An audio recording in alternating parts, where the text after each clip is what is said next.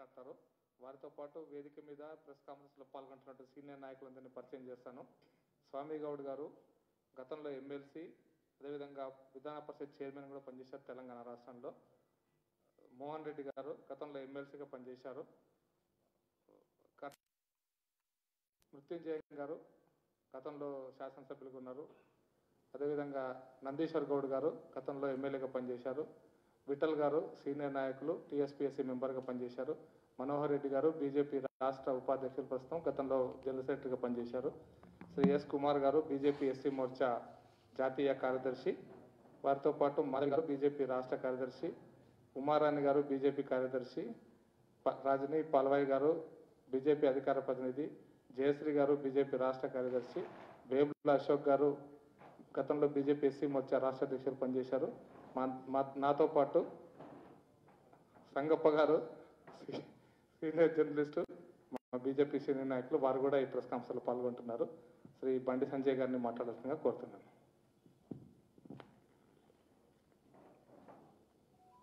బలిసినాయనే press meeting పెట్టిన తెలిసి తెలంగాణ రాష్ట్ర ప్రజలకు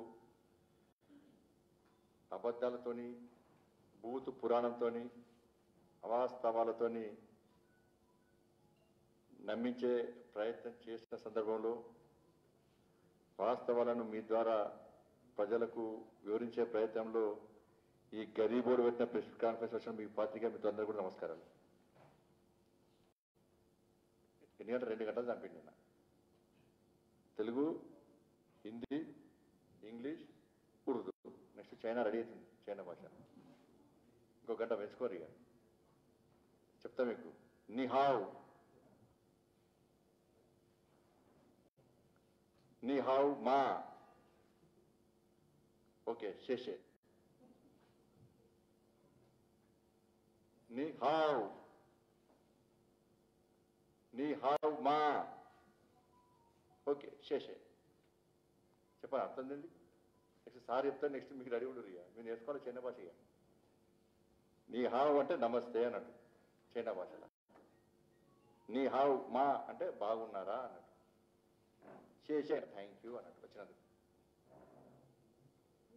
నేను సార్కు చైనా మీద బాగా ప్రేమ పుట్టింది కదా బాబు. నేను మన వాగిండు చైనా చైనా చైనా అని చెప్పి. అక్కడ అందుకే 3 భాషలకు 2 గంటలు పెట్టాడు. చైనా భాష వస్తే ఇంకో గంట పెంచుకోరు ప్రెస్ మీటింగ్. ఇక కామెడీ మొత్తం పొట్టు పొట్టు నవ్వుకున్నారు కదా చూసినాక. కానీ విలేకరులను తెంచా ఎవరు చేస్తలేరా. ముందుగా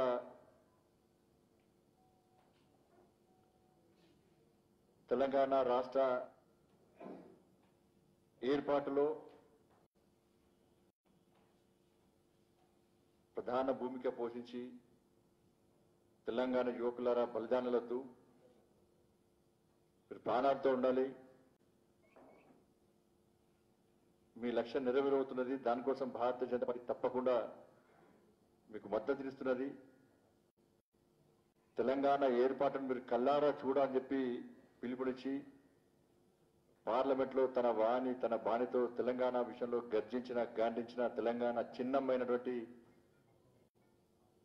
సుష్మా స్వరాజ్ గారి యొక్క జయంతి సందర్భంగా వారిని స్మరించుకుంటూ వారిని తలుస్తూ, దాంతోపాటు పాకిస్తాన్ ఉగ్రవాదుల యొక్క దాడుల్లో,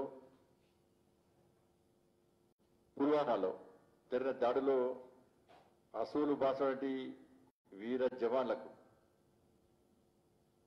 నివాళులర్పిస్తూ వారిని కూడా స్మరించుకుంటూ ఈ ప్రెస్ కాన్ఫరెన్స్ ను ప్రారంభించబోతున్నాను. ఈరోజే పుల్వామా ఘటన జరిగింది. 3 సంవత్సరాలైంది. చాలా మంది వీర సైనికులు పాకిస్తాన్ గుండాలు జరిపినటువంటి దాడిలో వీర మరణం పొందిన విషయం మనందరికీ తెలిసిందే.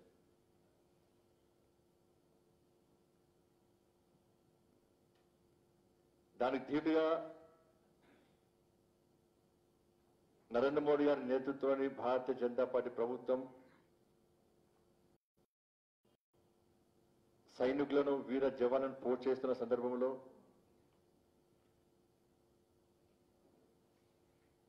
శత్రు దేశమైన పాకిస్తాన్ చేసినటువంటి ఈ దాడులకు ప్రతీకారంగా సర్జికల్ స్ట్రైక్ పేరుతోని ఏ విధంగా పాకిస్తాన్ భూభాగంలోకి వెళ్లి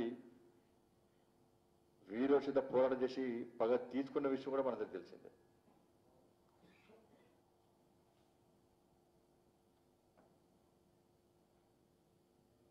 పాపం సర్జికల్ చేసి స్ట్రైక్ చేసిన విషయం వాస్తవం. రాష్ట్ర ముఖ్యమంత్రి నిజంగా ఏం పుట్టిందో అర్థం కాదు నాకు ఈ మధ్య. ఆ డిప్రెషన్లో ఎందుకు వస్తుండో సరే, ఏదో ఒకటి విమర్శలు ప్రతి విమర్శలు అది వేరే విషయం. కానీ దేశానికి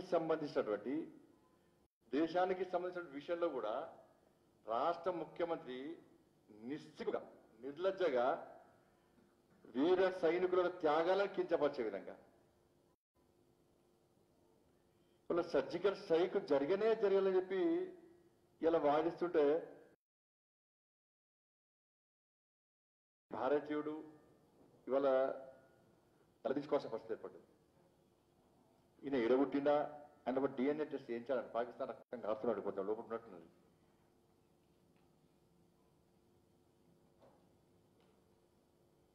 సర్జికల్ స్ట్రైక్ జరిగిన తర్వాత దేశవ్యాప్తంగా తెలంగాణ రాష్ట్రంలో కూడా ప్రజలందరూ కూడా పండుగ చేసుకున్నారు. పతాకాలు కాల్చారు, జాతీయ జెండాతో ర్యాలీలు నిర్వహించారు, దేవాలయాల్లో పూజలు చేశారు, వీర సైనికులకు క్యాన్లతో నివాళులర్పించారు. ఇవన్నీ దేశవ్యాప్తంగా జరిగినాయి. ఒక ఇద్దరికి, రాహుల్ గాంధీ కూడా కేసీఆర్ దోస్తుగా రాహుల్ గాంధీ కూడా, అది ఇద్దరు తప్ప. దేశవ్యాప్తంగా పండుగ చేసుకుంటే ఇది వాస్తవం అయితే రాష్ట్ర ముఖ్యమంత్రి మాత్రం సర్జికల్ స్ట్రైక్ జరగలేదని చెప్పి అలా నేను వ్యాఖ్యానించడము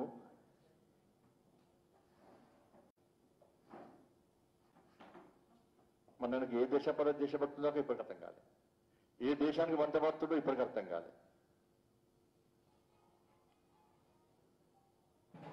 వాళ్ళ సైనికులందరూ కూడా ఈయన ఇంత తాగి ఫామ్ హౌస్ అంటున్నాడు, ప్రగతి వనం అంటున్నాడు. తిండి తిప్పలు లేక, పండుగలు పబ్బాలు లేక పోయినప్పుడు ఇంట్లో చెప్పిపోతారట సైనికులందరూ కూడా. తిరిగి వస్తా అని చెప్పరాట, నేను దేశం కోసం వెళ్తున్నా అని చెప్తారట. చలిలో, ఎండలో,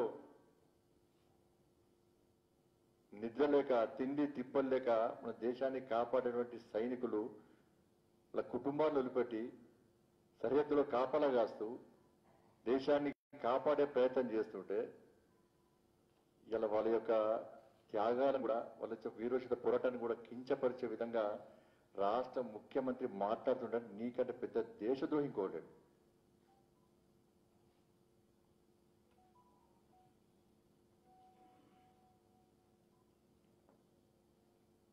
అసలు మనం కన్న తల్లినట్లని అంతామో ఈ దేశ ప్రజలందరూ కూడా సైనికులను అంతా ఉన్నాం, నమ్మి వదిలిపెట్టడం వాళ్ళకి.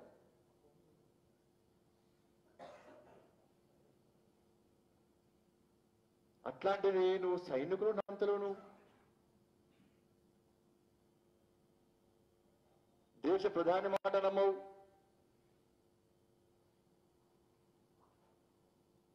ఆ పాకిస్తాన్ మన అధికారులు వాళ్ళు చెప్పినా నమ్మవు.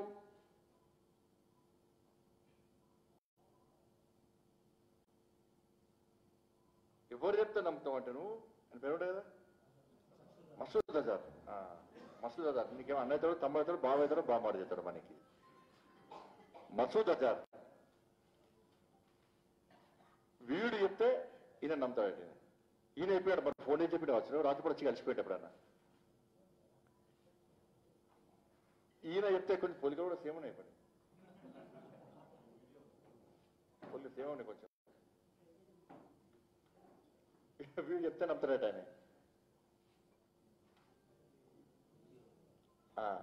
దానికి సంబంధించి వీడియో కూడా ఉన్నది, వీడియో చూపెట్టాను. అయ్యా చూపెట్టాల్సిందే సార్, మొత్తం ఫుర్సత్ ఇవ్వాలి అన్న, కొంచెం టైం ఇవ్వాలి.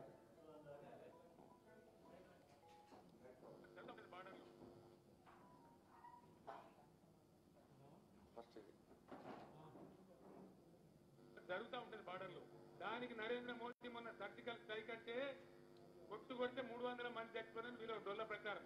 వాడు అజర్ మసూద్ అంటే చెప్పాడు, చీమ కూడా కావాలిగా నీతో ఏం కాలేదని. ఈయనకే ఫోన్ చేసి చెప్పండి.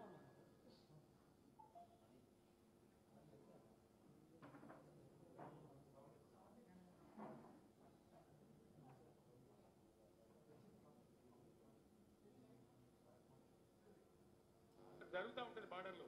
దానికి నరేంద్ర మోదీ మొన్న సర్జికల్ స్ట్రైక్ అంటే కొట్టే 300 మంది చచ్చిపోయిన వీళ్ళు డొల్ల ప్రచారం. వాడు అజర్ మసూద్ అంటే చెప్పాడు, చీమ కూడా కావాలిగా నీతో ఏం కాలేదని.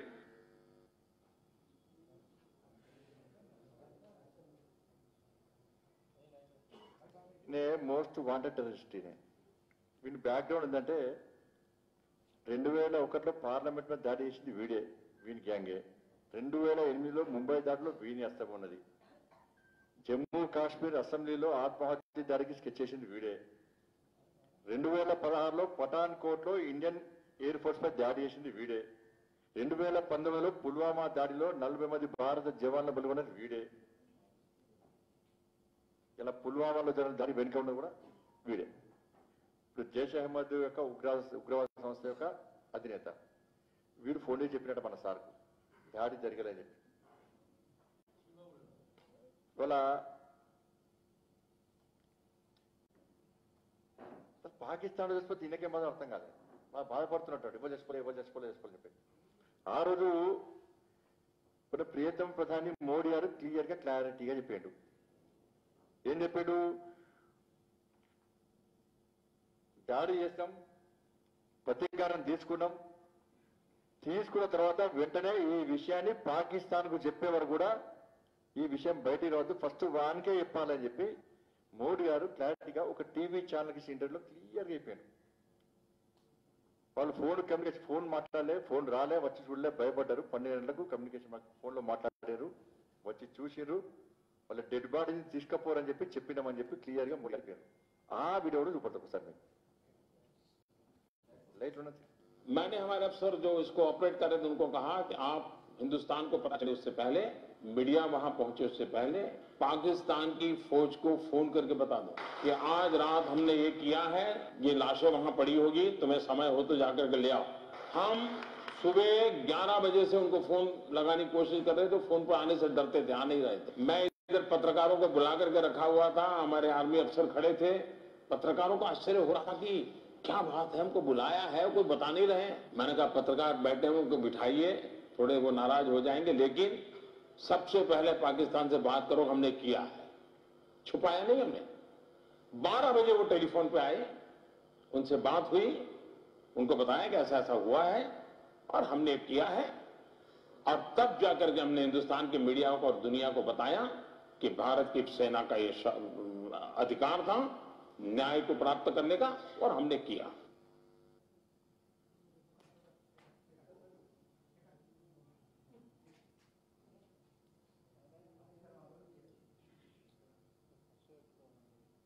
हमने दुनिया को हम मुत्तलिह करते रहे कि ये हरकत हो सकती है, लेकिन उन्होंने आज पाकिस्तान के खिलाफ जहरियत की है।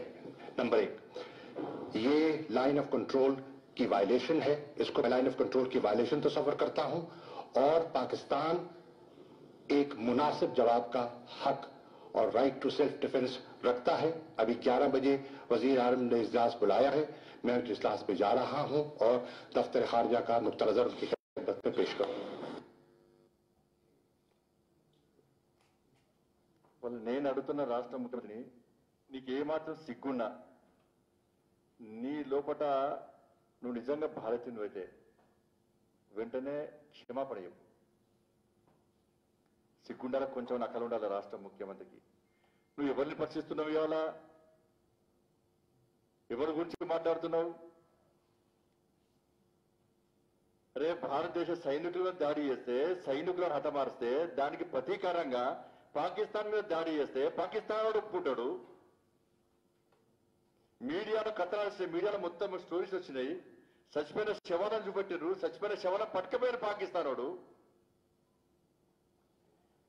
అయినప్పుడు కూడా జవాన్ల యొక్క త్యాగాలను, జవాన్ల యొక్క వీరోచిత పోరాటాలను కించపరిచే నువ్వు దేశాల్లో ఉండవలసిన అవసరం లేదు. ఈ దేశం భక్తులు కాదు, ఈ దేశంలో ఈ దేశ పౌరులే కాదు నువ్వు. ఏ తేడా పెట్టిన తెలంగాణ రాష్ట్ర యువకులకు ఈ మూర్ఖుల యొక్క వ్యాఖ్యలు మనం సమర్థిస్తామా? ఈ దుర్మార్గ దుష్టుల యొక్క వ్యాఖ్యలు సమర్థిస్తారా మీరు? ఈ దేశ ద్రోహి యొక్క వ్యాఖ్యలు సమర్థిస్తామా? ఎంత బాధ అనిపిస్తున్నాడు నేను మాట్లాడుతుంటే, ముఖ్యమంత్రి మాట్లాడుతుంటే నువ్వు మనిషి వార్తలు పట్టిస్తున్నాను. సిగ్గుండాల కొంచెం నువ్వు రాష్ట్ర ముఖ్యమంత్రి అయినా నువ్వు పోట్లాడు దేశాలు పోతాడు, నేను దేశంలో వాటిస్తాడు. ఇంకేం చెప్తాను.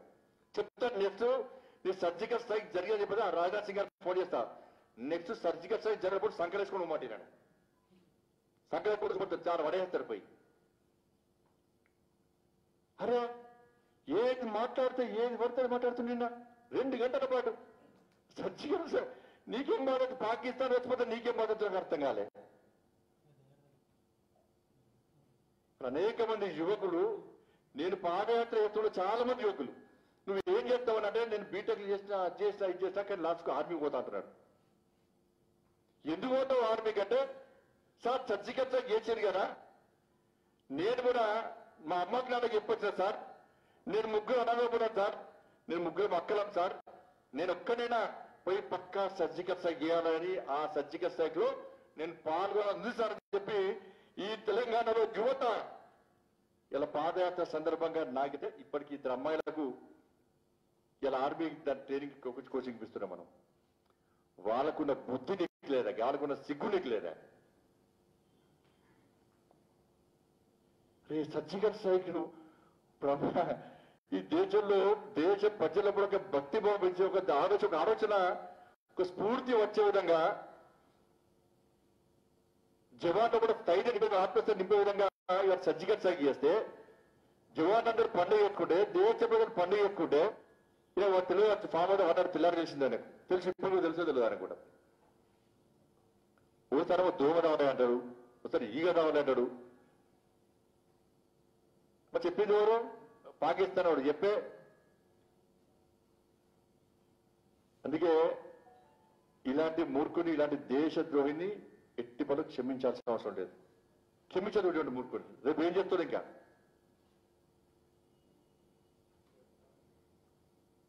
ఇంతకంటే నీచమైన వ్యాఖ్యలు కొట్టుండే. నువ్వు విమర్శ చేయి, రాజకీయ పార్టీ తిట్టు, కానీ ఒక దేశానికి సంబంధించిన విషయంలో నువ్వు ఈ విధంగా వ్యాఖ్యానించడం నిజంగా సైనికులను పూర్తిగా వాళ్ళ ఆత్మస్థైర్యం దెబ్బతీయడమే. ఆ రోజు వద్ద వీరోచిత పోరాటం చేసినటువంటి వాళ్ళ ఆత్మస్థైర్యం దెబ్బతీయ. ఆ సినిమా ఉండదు కదా, సినిమా ఉండదు కానీ ఊరి పంపిస్తా చూడు. ఇందులో పుస్తకం చదివా కదా, ఆ ఉరి సినిమా, ఉరి అనేది సినిమా చూపడతారు చూడు సార్, తెలుసా నీకు ఒకసారి? అంటే టైం ఉందో లేదు సార్, ఒక గ్లాస్ పట్టుకొని చూడే పక్క పట్టే ఉన్నది.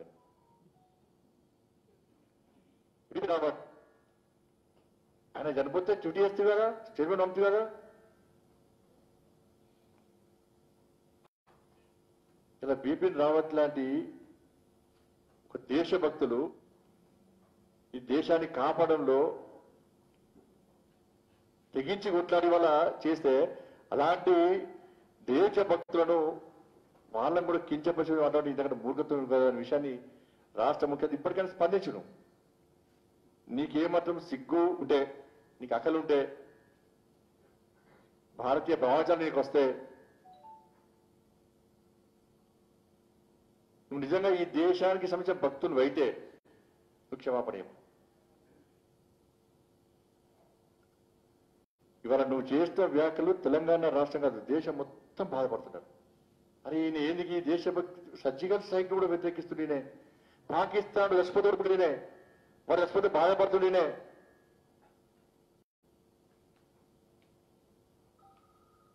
ఈయన వ్యాఖ్యలను భారతీయ జనతా పార్టీ తీవ్రంగా ఖండిస్తున్నది.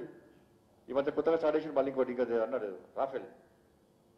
రాఫెల్ది స్క్రిప్ట్ అక్కడి నుంచి వస్తున్నది. ఏది మన 10 జనపథ్ వస్తుంది స్క్రిప్ట్. ఈ మధ్య దోస్తులు బాగా పోయారు కాంగ్రెస్ పార్టీలోను.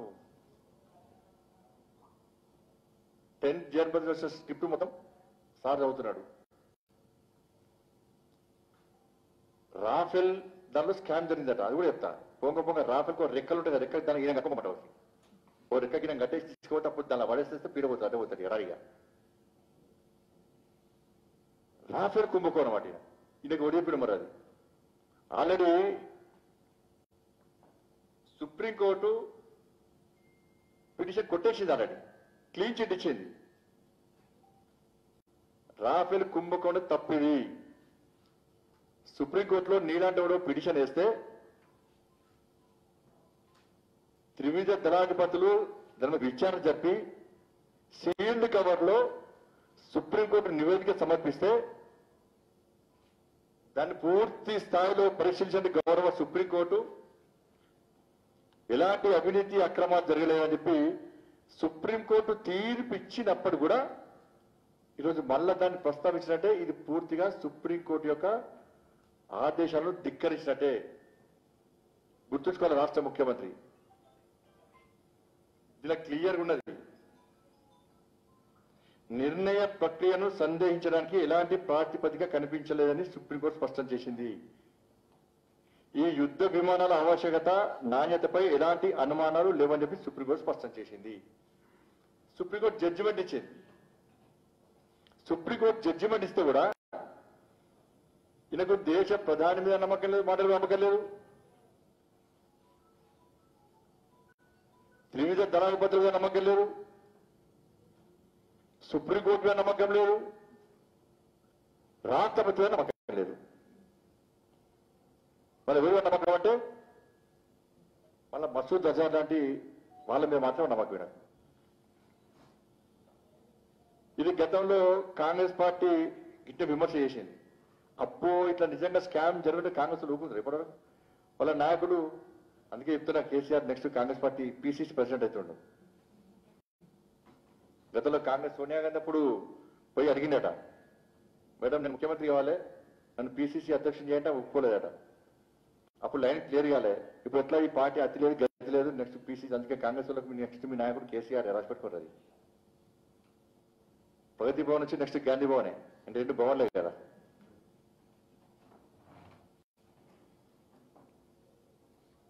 ఇలా సుప్రీంకోర్టు తీర్పు కూడా ధిక్కరించబట్టి తీసిపారు. కానీ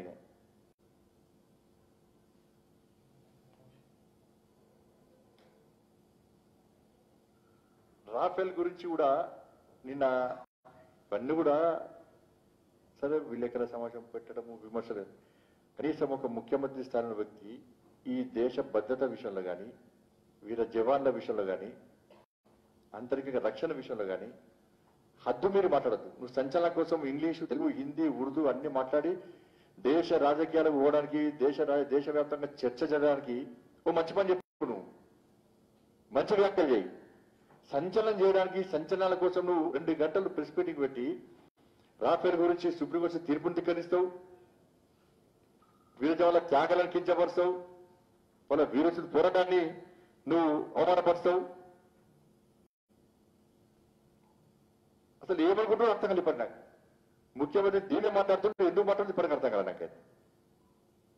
ఆ విలేకరుల సమస్య ఎందుకు పెట్టినో అర్థం కాలే. ఆ పక్కకుండా చెప్పాలి. దాని ఎంఎస్సీ పొలిటికల్ సైన్స్ చేసిండు కదా ఆయన. ఎంఎస్సీ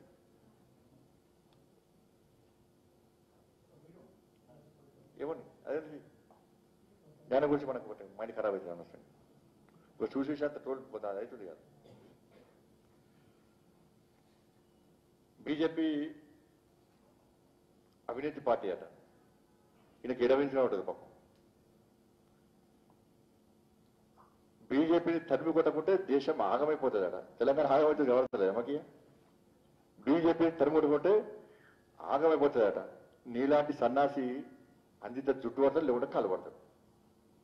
నీకంటే పెద్ద అవినీతి పరుడు ఎవడన్నాడా రాసిపెట్టుకో రాష్ట్ర ముఖ్యమంత్రి. నెంబర్ 1 అవినీతి పరుడు నువ్వే. 2015లో చెన్నై నుంచి సిబిఐ వచ్చి ఉదయం 9 గంటల నుంచి రాత్రి దాకా నేను విచారణ చేసినా లేదా?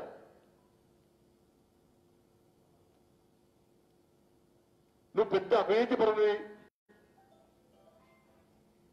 నువ్వు ఎప్పటికి అవంతలు, నువ్వు మంత్రి ఉన్నప్పుడు ఎప్పటికి అవంతలు ఇవ్వని టైం ఇస్తావు, మొత్తం దోచుకుంటున్నావు అని.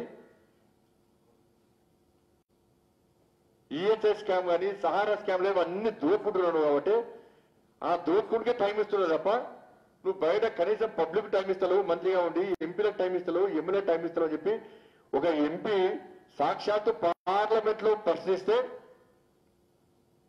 మన్మోహన్ సింగ్ గారు సమాజ పార్లమెంట్ లో నేనే చారు చెప్తున్నా, ఈ మంత్రి కేసీఆర్ అనే మంత్రి మీకు టైం ఇస్తలేడు, వాస్తవము పార్లమెంట్కి వస్తలేడు, మొత్తం దోచుకుంటున్న విషయం వస్తే నేను దాని మీద మళ్ళీ నేను ప్రకటిస్తా అని చెప్పి సార్ చెప్పింది మన్మోహన్ సింగ్ గారు. ఈ విషయం తెచ్చుకుని ముఖ్య రాష్ట్ర కేసీఆర్ తెలిసిందప్పుడు తెలిసిందాక ఏం చేసిండు వెంటనే ఇట్లా జిమ్మిలో ఐఎమ్ ఏ ట్రోల్ అని చూపెట్టి బుక్ ఒకటి, దాన్ని 2 సంవత్సరాలు అయింది దాన్ని. మరి ఐఎమ్ ఏ ట్రోల్ అంటే ఇంకో బుక్ ని రాష్ట్ర కదా, అపరిచితుడు ఈ చదువు పంపిస్తాను. నీ పర్సనల్ సెక్రటరీ దిలీప్ గారు ఒక తెలంగాణ ఉద్యమకారుడు, నువ్వు నీకు మంచి ఆలోచన తెలంగాణ రాష్ట్రాన్ని సాధించుకోవాలని, నువ్వు కష్టాలు ఉండవు, ఈ కష్టాలున్నప్పుడు నీ కనీసం సహకరించాలి, చేదోడు వాదోడు ఉండాలని చెప్పి దిలీప్ అనేటువంటి ఎంఎస్ పర్సనల్ సెక్రటరీ గారు ఈయనకు అండగా ఉన్నాడు. ఈయన మెంటాలిటీ యాటిట్యూడ్ చూసిన తర్వాత నీ అబ్బాయి ఈయన కంటే మనకు ఖరాబ్ అవుతుంది వెళ్ళిపోయింది. ఇక ఈయన చేసిన బండారం అంతా దీనిలో ఉన్నది. నీ పంపిస్తా చదువు, మీకు కూడా ఇస్తాను బుక్స్, ఇచ్చారా బుక్స్? నా కేసీఆర్ గారు సూపర్ డిస్పార్ట్ పక్కా ఇస్తా. కేసీఆర్ అండగా చూడు అంటే మాకు రావడాడు కదా మీకు ఈ బుక్స్ అందరికీ. ముందే అప్పుడు కేసీఆర్ మళ్ళీ ఇవ్వాలనుకుంటాం మళ్ళీ అందరికీ మంచి చదువుకోరు, గట్టిగా చదువురేది. అపరిచితుడు రాసింది ఇలా ఏం రాసిందంటే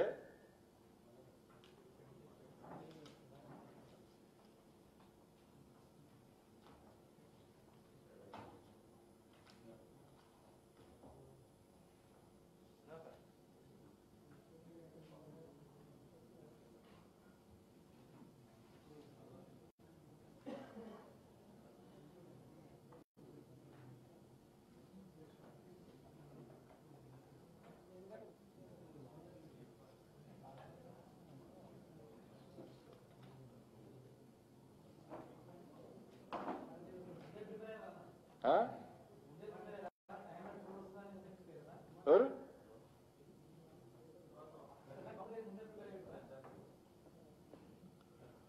ఇలా మన్మోహన్ సింగ్ గారు మాట్లాడినట్టు దాని పేజ్ నెంబర్ 63 చూడన్న. అది చదువుకున్న తర్వాత మళ్ళీ టైంలో చాలా టైం అయింది కాబట్టి అది చదువుతుంది 63 పేజ్లో. మన్మోహన్ సింగ్ గారు ఫోన్ చేసే విషయం ముందే తెలుసు, ఈయన మంత్రివర్గం నుంచి తొలగిస్తున్న విషయం ముందే తెలుసుకొని అప్పుడు నరేంద్ర భాయ్ సాబ్ ఉండే ఎంపీగా, ఆయన కూడా ఇద్దరే ఉండే. టక్కన చేసిండు, తెలంగాణ రాష్ట్ర ఏర్పాటు వ్యతిరేకిస్తున్నారని చెప్పి టక్కన రాజీనామా చేసి పాపం దాన్ని తెలంగాణ దాన్ని జోడించాడు. అసలు మంత్రి పదవి పోతుందని భావించే ముందే తెలిసే మన్మోహన్ సింగ్ గారి నుంచి దిలీప్ గారికి మెసేజ్ వస్తామంటే దిలీప్ గారు పోయి సార్ ఇట్లా అవుతుంది సార్, దీన్ని సరిదిద్దుకోవాలంటే అప్పు అవుతుందా ఆడగా టక్కన మనం తెలంగాణ సెంటిమెంట్ రాజీనామా చేసి పడేసింది. అబ్బాయి ఎందుకు రాజీనామా చేసావు? నువ్వు అవినీతి పని కాబట్టి, నీ అవినీతి చిట్టా బయటికి వచ్చింది కాబట్టి నువ్వు రాజీనామా చేస్తావు. దానికి తెలంగాణ సెంటిమెంట్ నువ్వు జోడిస్తుంది. అవినీతి పార్టీ నువ్వే అవినీతి పెద్ద వాడు చెప్తున్నా కదా, పొట్టు తప్పిన పైసలు అవినీతి సామ్రాజ్యమనేది. కొన్ని మోడీ గారు అవినీతి అంటున్నాడు. మోడీ గారు నిజాయితీ పరుడు, చరిత్రలో లెక్కించదగ్గ విధంగా మోడీ గారి పాలన ఉంది. అవినీతి లేని ఏకైక పాలన ఇన్ని సంవత్సరాలు నా రాజకీయ జీవిత చరిత్రలో ఎప్పుడు చూలే, ఫస్ట్ టైం మోడీ గారిని చూస్తున్నాను నేను అని చెప్పి ఇదే రాష్ట్ర ముఖ్యమంత్రి గజ్వేల్ అయిపోయాడు. రాష్ట్ర ముఖ్యమంత్రి అప్పుడేమో నీతివంతమైన ప్రభుత్వం, చరిత్రలో లిఖించదగినటువంటి వ్యక్తి మోడీ గారు. ఈయన రాజకీయ జీవిత చరిత్రలో ఎప్పుడు కూడా ఇటువంటి ప్రభుత్వాన్ని చూడని పోనీడు. అది కూడా చూపడతా, గజ్వేల్ మీటింగ్ చూపడతాను, గజ్వేల్ జరిగింది. 100% भ्रष्टाचार रहित सरकार आज भारत में चल रहा है, ये आपके नेतृत्व में चल रहा है। ये हिंदुस्तान के तारीख में, हिंदुस्तान के इतिहास में भ्रष्टाचार रहित सरकार चलाने का ये श्रेय मोदी जी कोई माने ना माने, जरूर देश मानेगा, जनता मानेगा, इतिहास में ये लिखा रहेगा। ये श्रेय आपको मिलना चाहिए और मिलेगा।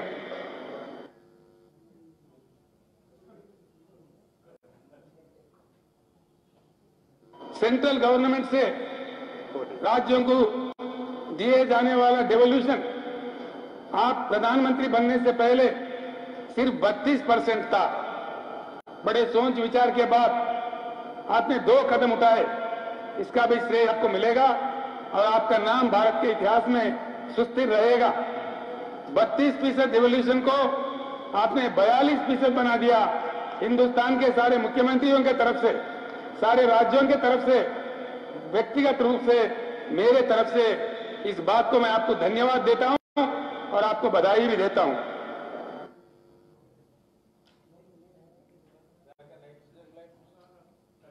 I also extend my thanks to the main opposition party, principal opposition party, that is Bharatiya Janata Party, and particularly the floor leader in the parliament on behalf of BJP, Srimati Sushma Swaraj ji and Sri Arun Jaitley ji, LOP in the Rajya Sabha from the BJP side. I thank them personally on behalf of the people of Telangana.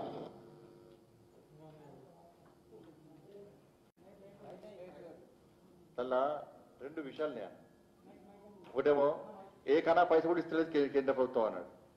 దానిలో ఎవరాడనే 32% నుంచి 42%. ఇలా మోడీ గారు పెంచారు గత ప్రభుత్వాల కంటే. నువ్వు ముఖ్యమంత్రి కాబట్టి, ముఖ్యమంత్రి బాధలు తెలుసు కాబట్టి నువ్వు మాకు సహకరిస్తున్నావు. రాష్ట్ర ముఖ్యమంత్రి అందరి తరపున ఈయన కృతజ్ఞతలు చెప్పాడు. మళ్ళా దేశ ముఖ్యమంత్రి అందరి తరపు నుంచి అది నోరా మోరా నాకు అర్థం కాదు ఇప్పటికి. మరి అప్పుడు దిమాగ్ ఉందా, ఇప్పుడు దిమాగ్ ఖరాబ్ అయిందా? ఇవన్నీ ప్రూఫ్ నేనైతే దాన్ని మార్పులు లేదు కానీ మీకు డౌట్ ఏం లేదు కదా మీకైతే? ఉందా రాజన్? ఉంది ఏమన్నా డౌట్ ఉంది మీకన్నా?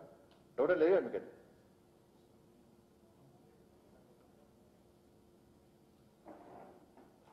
అయిపోతే అందుకే ఇప్పుడు ఎవరు చెప్తా, సోనియా గాంధీ దయ్యం జుట్టు పట్టుకొని వీధిలో లాగుతా. కేసీఆర్ సోనియా గాంధీ దయ్యం జుట్టు పట్టుకొని వీధిలో లాగుతా. ఇది స్టేట్మెంట్ ఇచ్చినాక అంత డొలివెట్టు స్టార్ట్ చేశారు. సార్ మళ్ళీ ఎట్లా సార్ అంటే మనకి గజ వనికాడు. తెల్లారి మళ్ళీ మా దిలీప్ గారికి ఫోన్ చేసినాడు. ఏం చేద్దాం అంటే మరి ఏదో పోయి బచ్చాడు పోవే అని చెప్పన్నాడు. పోయి జుట్టు గిట్ట సార్ అట్లా అంటారా సార్ అని మరి దిలీప్ సార్ అన్నాడట. ఏదో ఇక నాకు తెలుసు కదా అన్నాడట. అంటే ఏం తెలుసు అంటే ఏమన్నట్టు ఏం చేయాలి మరి నా వీక్నెస్ అది తిట్టా మరి ఏదో చెప్పు అన్నాడట. మళ్ళా అహ్మద్ పటేల్ గారికి ఫోన్ చేసినట. ఏందా కేసు అంటే సార్ మాట్లాడింది సార్, సారీ సార్ అన్నట్టు. ఏం సారీ దయ్యం అంటారా అంటే ఏ లేదు సార్ దేవతను చెడబడిస్తాను తెల్ల దేవతను చెడబడిచాడు. మళ్ళా రాత్రి దయ్యం, తెల్లారి దేవత.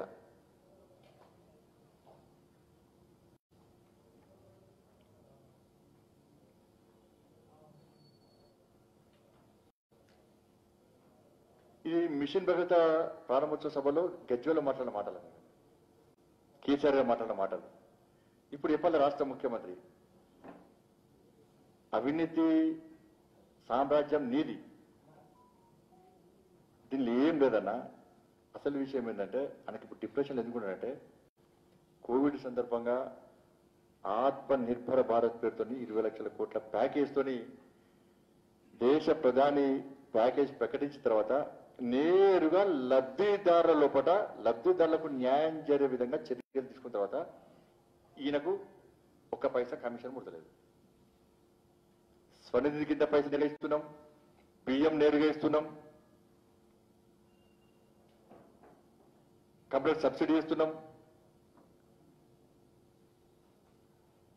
ఇట్లా రైతులకు నేరుగా సంబంధించిన డబ్బులు ఏమవుతుంది, ఒక్కొక్కరు 500 రూపాయలు ఇస్తుంది.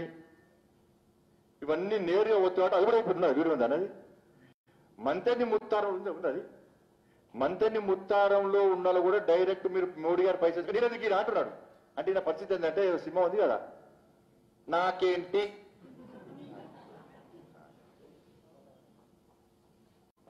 డైరెక్ట్ బియ్యం ఇసుక నాకేంటి, స్వనిధి కింద డైరెక్ట్ 10 ఇసుక నాకేంటి అంతేనా? అది నాకేంటి, ఈయనకి నీకేంటి అని బాధ అన్నది. మరి నీకేంటి బాధ అని నేను అంటున్నా. అంటే నేను అందుకే తెలంగాణ ప్రజలు విజ్ఞప్తి చేస్తున్నాను, మీకు నేరుగా ఈ బ్రోకర్లు, ఈ జోకర్లు, ఈ కమిషన్ ఏజెంట్లు లేకుండా ప్రధానమంత్రి మోడీ గారు నేరుగా మీకు సహకరించే ప్రయత్నం చేస్తే, నేరుగా మీకు న్యాయం జరిగే విధంగా, లబ్ధిదారులకు న్యాయం జరిగే విధంగా చేస్తే కేసీఆర్ కు కడుపు మొత్తం నాకేంటి అంటున్నాడు. ఇప్పుడు దీనికి సమాధానం చెప్పాల్సిన అవసరం ఉందా లేదా ఒకసారి తెలంగాణ సమాజం ఆలోచించాలి. ఆ జోకే గుర్తొస్తే నాకేంటండి, ఇది జోకరే కదా. నాకైతే అమ్మొచ్చింది ఆయన ప్రశ్న చూస్తే అక్కడ చైనా భాష అందుకే మేము ముందే అనిపించాం, మళ్ళీ నెక్స్ట్ మాట్లాడు చైనా అని.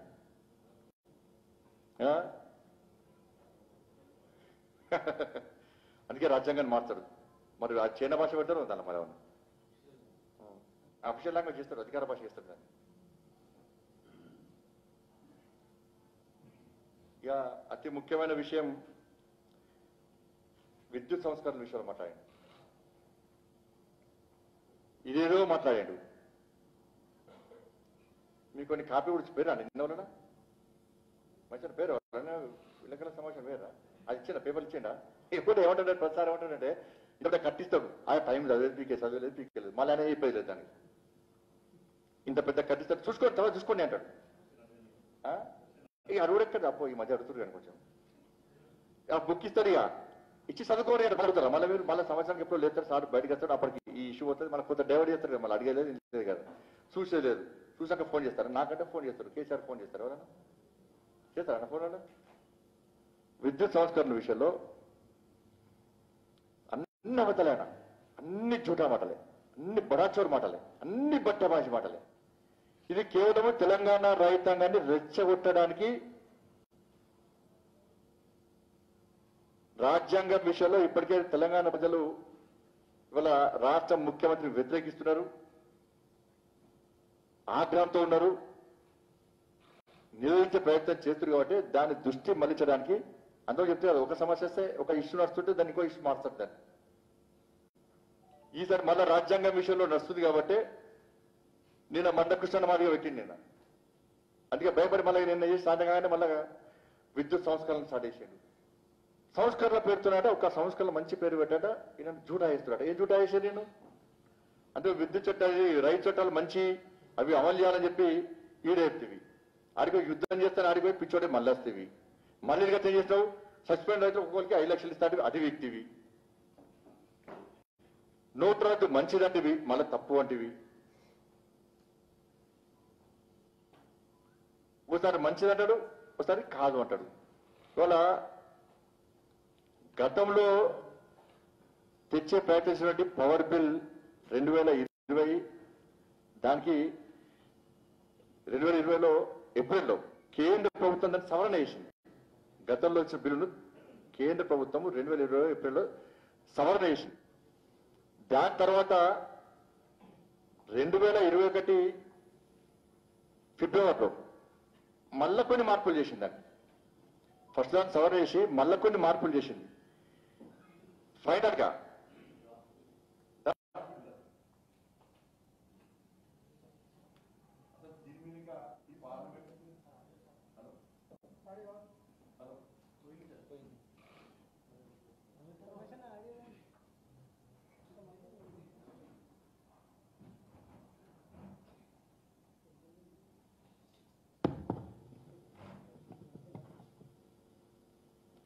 ఈ డ్రాఫ్ట్ బిల్లు ఇంకా క్యాబినెట్కి రాలే, పార్లమెంట్కి రాలే. సబ్సిడీలు కొనసాగించవచ్చు, మోటార్లకు మీటర్లు పెట్టొద్దని చెప్పి ఆల్రెడీ ఇది ఉంది. దీని ప్రకారము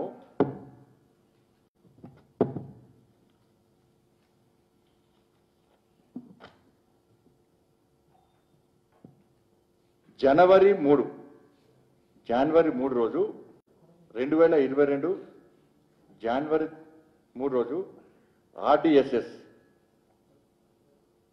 guidelines, revamped distribution sector scheme, దీనిలో క్లియర్గా ఇది మొన్న లేటెస్ట్ అనేది జనవరి 3, 2020 రోజు కేంద్ర ప్రభుత్వము అన్ని రాష్ట్రాలకు గైడ్లైన్స్ ఇచ్చింది. ఆల్రెడీ అన్ని రాష్ట్రాలకు పంపింది. ఇది లేటెస్ట్ మొన్న పంపింది. దీనిలో పీడిఎఫ్ పంపిరండి, దానిలో మీరు పంపుతారన్న పేజ్ నంబర్ 3లో the smart meters need not be installed in agriculture connections. క్లియర్గా ఉన్నది. ఇలా వ్యవసాయ భూములకు మోటార్లకు మీటర్లు పెట్టరాదు, అవసరం లేదు. ఇది ఎప్పుడన్నా మొన్నొచ్చింది జనవరి 3, 2022. మరి అన్ని రాష్ట్రాలకు వచ్చింది, మరి నీకెందుకు రాలే?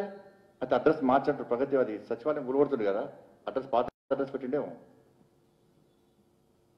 అన్ని రాష్ట్రాలకు వచ్చిందన్న మరి ఇది ఇయ్యక ఎక్కడిదో పాతది ఇచ్చింది మీకు ఎప్పటిదో.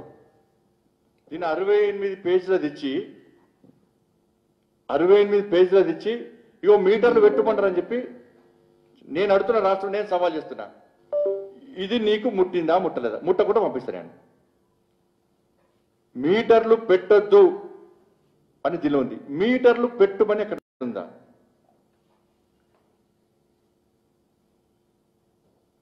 ఇది తప్పు అని నువ్వు నిరూపిస్తే నేను సిద్ధం. ఇది కాదు అంటే నువ్వు వెంటనే ఫస్ట్ రైతులను రెచ్చగొడతాను, ఫస్ట్ రాజీనామా చేయి. ఇదంతా ప్లాన్ ఏంటంటే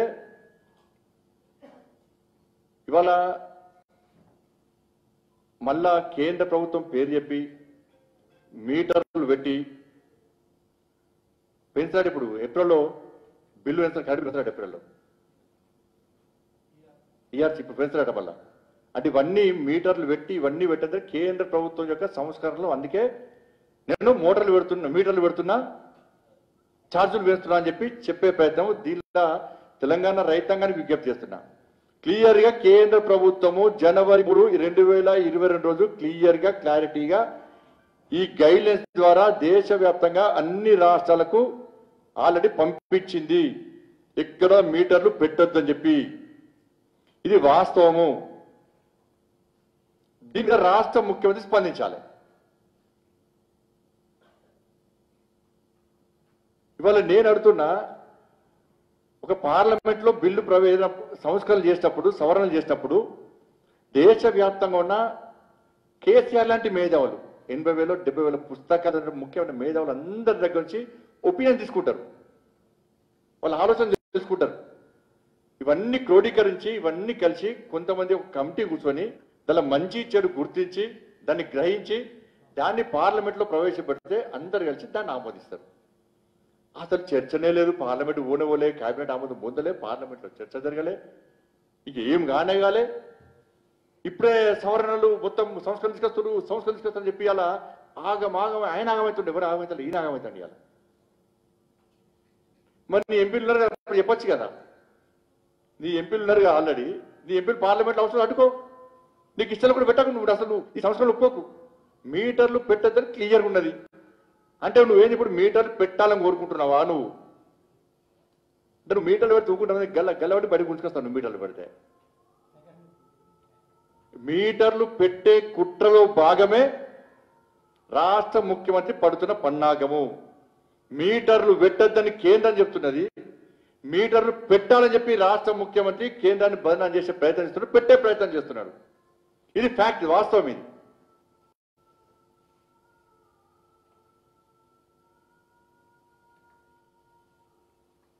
దీన్ని పట్టుకొని గల మళ్ళీ బిల్లులు పెంచే ప్రయత్నం చేస్తారు. ఇప్పుడు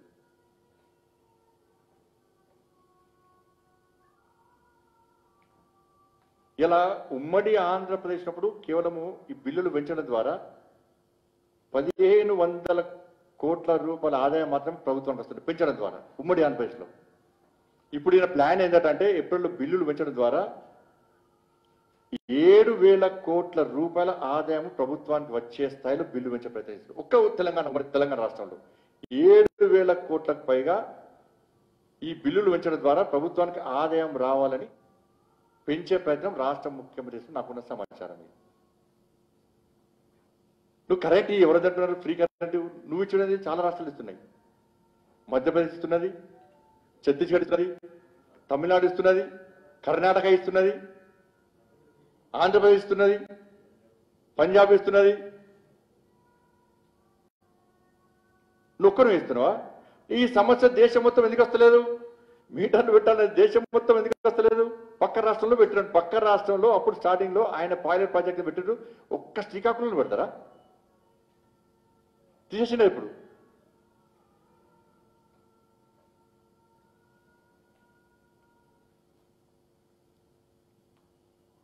ఇంకేమంటాడు?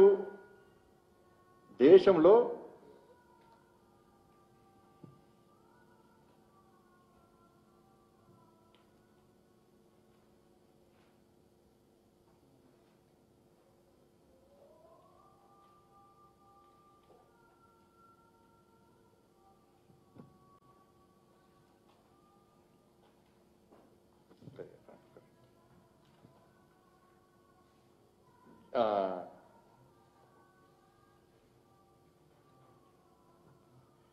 డిస్కమ్లకు ఇప్పటికే ఈయన 48,000 కోట్ల రూపాయలు బాకీ ఉన్నాడు ఇప్పటికీ. అసలు ఫ్రీ కరెంట్ ఈయన ఇస్తున్నాడు అన్న వాస్తవం. ఫ్రీ కరెంట్ వాళ్ళు ఇస్తున్నారు, డిస్కమ్ వాళ్ళు వస్తున్నది నాకు. డిస్కమ్ వాళ్ళు ఇస్తున్నాడు ఫ్రీ కరెంట్, నాకు ఈయన ఇస్తున్నాడు డిస్కమ్లకు పైసలు. ఫ్రీ కరెంట్ ఈయన ఇంట్లోకి వెళ్ళి ఇస్తలేడు. ఈయన పైసలు కడితే, డిస్కమ్లో పైసలు కడితే ఈయన ఫ్రీకి ఇస్తున్నాడు. ఇప్పుడు 48,000 రూపాయలు ఇప్పటికీ బాకీ ఉన్నాడు, ఖర్చులు ఒక్క పైసలు కడతలేడు, ఇప్పుడు కడతలేడు. ఈయన నెక్స్ట్ వచ్చేది భారతీయ జనతా పార్టీ ప్రభుత్వమే. ఈ పైసలు ఎవరు కట్టాలి? 40,000 కోట్ల రూపాయలు మేము కట్టాలి. కానీ కరెంటు ఫ్రీ ఇస్తున్నది ఎవరు? మేమే ఇచ్చేది, ఫ్రీ కరెంట్ ఇచ్చేది మేమే. ఈ మూర్ఖుడు పోతాడు 48,000 కోట్ల రూపాయలకి కట్టాడు, కానీ ఫ్రీ కరెంట్ ఇస్తున్నట్టున్నాడు. డిస్కౌంట్ ఇచ్చేది ఫ్రీ కరెంట్. ఈయన ఒక్క పైసా కట్టాడు. ఇప్పటికే నష్టాలు ఉన్నాయి, డిస్కౌంట్ నష్టాలు ఉన్నాయి. మొత్తం తెలంగాణ మొత్తం అంధకారమే ప్రమాదం ఉంది. ఈయన ఏం అసలు ఈయన ఏం కడతాడు? ఈయన ఈ పాత బస్తీల 70 నుంచి 80% అసలు బిల్లు కడతలేరు. ఏ సంస్థలు, పెద్ద పెద్ద సంస్థలు ఉన్నాయి, ఆడ పెద్ద పెద్ద బిల్డింగ్స్ ఉన్నాయి, ఎవ్వరు కడతలేరు. అవన్నీ దీని లెక్క కలిపిండి అయిపోయి ఫ్రీ కరెంట్ అంటున్నాడు. రైతుల పొట్టు దోసుకుంటాడు, బయట కరెంట్ అమ్ముకుంటాడు.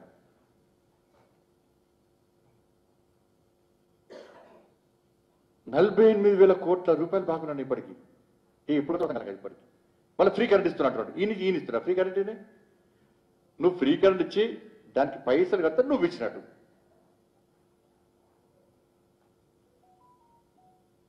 అన్ని సబ్సిడీ అన్నిటి మీద బ్యాంకులు అప్పులు తీసుకున్నాడు, అన్ని అప్పులు తీసుకున్నాడు మొత్తం. ఇది ఒక్క రూపాయి పెట్టే, అన్ని అప్పులే.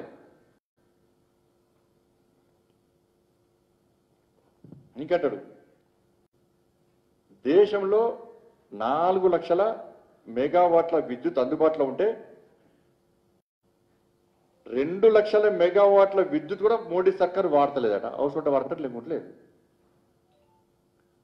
4 లక్షల మెగావాట్ల విద్యుత్ అందుబాటులో ఉంటే మోడీ సర్కార్ 2 లక్షల మెగావాట్ల విద్యుత్ మాత్రమే వాడుకుంటుందట అని తెలుసుకోవాలి. ఇప్పుడు స్థాపిత విద్యుత్ సామర్థ్యానికి వాస్తవ వినియోగం తేడా ఉంటుంది. దాని రాష్ట్ర ముఖ్యమంత్రి గుర్తుంచుకోవాలి, చాలా గ్యాప్ ఉంటుంది మధ్యలో. మరి నేను అడుగుతున్న రాష్ట్ర ముఖ్యమంత్రిని, ఇక్కడ తెలంగాణ రాష్ట్రంలో ప్రతిరోజు స్థాపిత విద్యుత్ సామర్థ్యం ఎంతంటే 17,500 మెగావాట్లు. తెలంగాణ రాష్ట్రంలో స్థాపిత విద్యుత్ సామర్థ్యం ఎంతంటే 17,500 మెగావాట్లు. తెలంగాణ దీనిలో 4,000 మెగావాట్లు ఎన్టీపీసీ ద్వారా మోడీ ప్రభుత్వం ఇస్తుంది. ఈ 17,500 మెగావాట్లలో 4,000 మెగావాట్లు కేంద్ర ప్రభుత్వం, మోడీ ప్రభుత్వం ఇస్తుంది ఎన్టీపీసీ ద్వారా. దీనిలో ఈ 17,500 మెగావాట్లలో తెలంగాణ రాష్ట్రం సగటున 6,000 మెగావాట్లు మాత్రమే వాడుకుంటుంది. ఎక్కువ 10,000 అన్నా, 6,000 నుంచి 10,000 మెగావాట్లే వాడుకుంటుంది.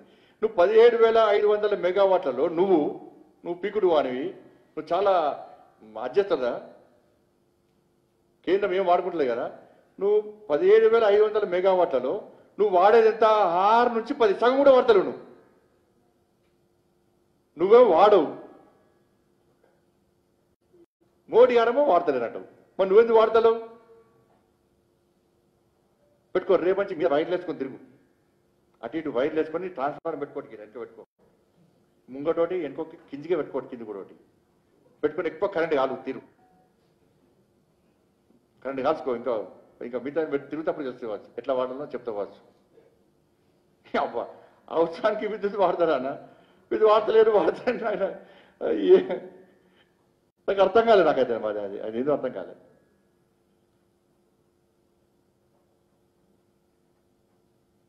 తిరుగుతాడు అప్పు. కానీ విద్యుత్ బిల్లు విషయంలో తెలంగాణ రైతాంగాన్ని బెదిరించే ప్రయత్నం రాష్ట్ర ముఖ్యమంత్రి చేస్తున్నాడు. కాబట్టి దీని మీద రైతాంగం భయపడాల్సిన అవసరం లేదు. రాష్ట్ర ముఖ్యమంత్రి కేంద్ర ప్రభుత్వం పేరు చెప్పి అబద్ధాలు చెప్పి మీటర్ పెట్టే ప్రయత్నం చేస్తే ఆయనకే మీటర్ పెడతాం. నీకు మీటర్ పెట్టు గ్యారెంటీ నీ కౌంట్ డౌన్ కోసం. ఎట్టి బస్సులో నువ్వు విద్యుత్ బిల్లులు పెంచినా మీటర్ పెట్టినా అదే స్థాయిలో భారతీయ జనతా పార్టీ అడ్డుకోవడానికి సిద్ధమైన విషయాన్ని రాష్ట్ర ముఖ్యమంత్రి వచ్చే రైతులు తస్మాత్ జాగ్రత్త. ఈయన మీటర్ పెట్టడానికి ప్రయత్నం చేస్తున్నాడు రాష్ట్ర ముఖ్యమంత్రి. దాన్ని గ్రహించండి. కేంద్ర ప్రభుత్వము క్లియర్ గా గైడ్ లైన్స్ ఇచ్చింది అన్ని రాష్ట్రాలకు. మీటర్లు వ్యవసాయదారులకు మోటార్లకు మీటర్లు పెట్టరాదు. డిస్కౌంట్లకు సబ్సిడీ ఇవ్వని చెప్పి 2023 ఇస్తామన్న డిస్కౌంట్ సబ్సిడీ ఇవ్వని. ఇది అది కూడా అమలు చేస్తాడు. సబ్సిడీ ఇస్తలేడు. ఈ సబ్సిడీ పక్క పెట్టి కట్టే కడతలేదు కదా, కట్టే కడతాడు పైసలు. చెప్పాలి రాష్ట్రం ఎందుకు కడతలు? ధనిక రాష్ట్రమే కదా. మళ్ళీ కేంద్రం ఇస్తలేంటారు, దాని కూడా కేంద్రం ఇస్తలేంటారు అసలు కూడా వాళ్ళు.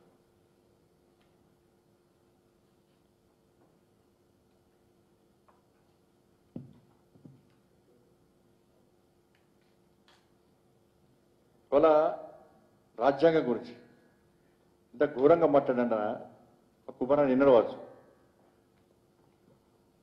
నిన్న మందకృష్ణ మాదిగన్న ప్రోగ్రాం పెట్టింది. నిన్న అఖిలపక్షం పేరుతోని ఈ రాజ్యాంగం విషయంలో ముఖ్యమంత్రి మాట్లాడిన వ్యాఖ్యలకు నిరసనగా అందరం ఒక్కటి కావాలి, దీన్ని ఎట్టి బస్సులో అడ్డుకోవాలి, ఖండించాలని చెప్పి హలో పెట్టిన తర్వాత భయం చాటేది ముఖ్యమంత్రికి. నిన్న కూడా ఎంత బరిదగించి మాట్లాడుతున్నాడు. దళితులకి ఏమొస్తామే, దళితులకి ఏం సంబంధమే అంటున్నాడు. తలకే ఊపుకుంటా ఇట్లా ఊపుతాను అది ఇట్లా ఆపినా కదా, ఊపేది వేరే ఉంది కదా లోపల. అసలు దళితులకి ఏం సంబంధమే అంటే నీకు సంబంధమా, నీకేం సంబంధం అంటున్నా. ముడుకో బిడ్డ ఒక్క పేజీ టచ్ చేసి చూడు. ఇందిరాగాంధీకి ఇట్నే మొత్తం మాటి మసైపోయింది. ఇందిరాగాంధీకి రాజ్యాంగం గురించి మాట్లాడితే మొత్తం మాటి మసైపోయింది. నీ బతుకు గట్నే అవుతుంది. నువ్వు మళ్ళీ దాంట్లో పోతున్నావు కదా, కాంగ్రెస్ పార్టీకి పోతున్నావు. రాహుల్ గాంధీ ఇందిరాగాంధీ అందరూ మెచ్చుకుంటున్నావు కదా. వాళ్ళ రాజ్యాంగం విషయంలో ఇలా మళ్ళీ చెప్తున్నా, తెలంగాణ రాష్ట్రంలో కల్వకుంట్ల రాజ్యాంగం కావనా, అంబేద్కర్ రచించిన రాజ్యాంగం కావనా తెలంగాణ ప్రజలు అర్థం చేసుకోవాలి, ఆలోచించాలి. వాళ్ళ రాష్ట్ర ముఖ్యమంత్రి బాబాసాహెబ్ అంబేద్కర్ కూడా కించపరిచే విధంగా వివరిస్తున్నాడు. ఇవాళ దళితులకు రాజ్యాంగంతో సంబంధం లేదు అంటున్నాడు. రాజ్యాంగాన్ని తిరిగి రాయాలంటున్నాడు. దళిత బంధు ఇయ్యాలంటే రాజ్యాంగం రాయాలట, మార్చాలట. దళిత బంధువు రాజ్యాంగం సంబంధం ఏంది? సవరణ చేయి. సవరణ చేసుకునే అవకాశం ఉన్నది. ఇంకా దాంతో పోల్చిండేది ఇంకా సిగ్గులో కూడా మాట్లాడండి. అది రాజ్యాంగానికి ఎలా అంటే అంతర్జాతీయ ట్రక్కు స్పీడు 105 కిలోమీటర్లట. మంచి ఇవ్వాలనేది రాజ్యాంగం ఎందుకు మార్చాలంటే అంతర్జాతీయ ట్రక్కు స్పీడు 105 కిలోమీటర్లు, మన స్పీడు 40 కిలోమీటర్లట. నాకేం అర్థం కాలేదు. అర్థమైందా మీకు? ఏమన్నా అర్థమైందా? ఏమన్నా అర్థం కాలేదు మీకు? అంతర్జాతీయ ట్రక్కు స్పీడు 105 కిలోమీటర్లు స్పీడు, మన స్పీడు 45 కిలోమీటర్లు. రాజ్యాంగాన్ని మార్చాలట. నేను చెప్పి తప్ప అదేనాడు కదా, నేను చెప్పేది తప్పి కాదు కదా. విన్నారా మీరు? విన్నారు అది నేను చెప్పింది వాస్తవమే కదా. మా రాజ్యాంగం మార్చామా అని? ఇప్పుడు దీనికి రాజ్యాంగాన్ని మార్చడానికి తేడా ఉంది, అని సంబంధం ఉందో చెప్పన్నా. ఎంత స్పీడు అంతే స్పీడు ముఖ్యమంత్రి తీసి గుద్దుదర కారణం. మళ్ళా ఇప్పుడు బండి మీద బైకుకు 200 కిలోమీటర్ స్పీడ్ ఉంటుంది దానికి. అంటే 200 కిలోమీటర్ బిగుతాం అన్న మనం. ఎంత పోతాం? ఎంతవరకు ఎంత పోతాం? రాజ్యాంగాన్ని అంటే మొత్తం మార్చాలి. ఇంకోటి చెప్పిండు, చైనా మీద బాగా ప్రేమ బాగా ఎందుకు అర్థమవుతలేదు ఆయన. China China China China China కట్టి ఆడ ఏంది ఎంత తప్పిండో కదా.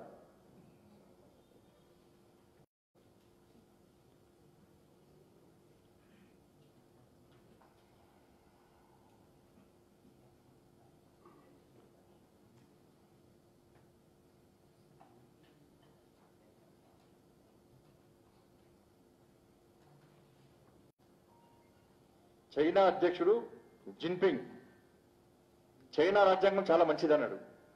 చైనా అధ్యక్షుడు జిన్పింగ్ సత్యదానికి ఆయనే అధ్యక్షుడు, అవునా కదా? కాబట్టి ఇక ఆయన ఏం చెప్తుంది, ఇక ఆయన ఇప్పిందే రాజ్యాంగం, ఇక సత్యదానికి ఆయనే కదా.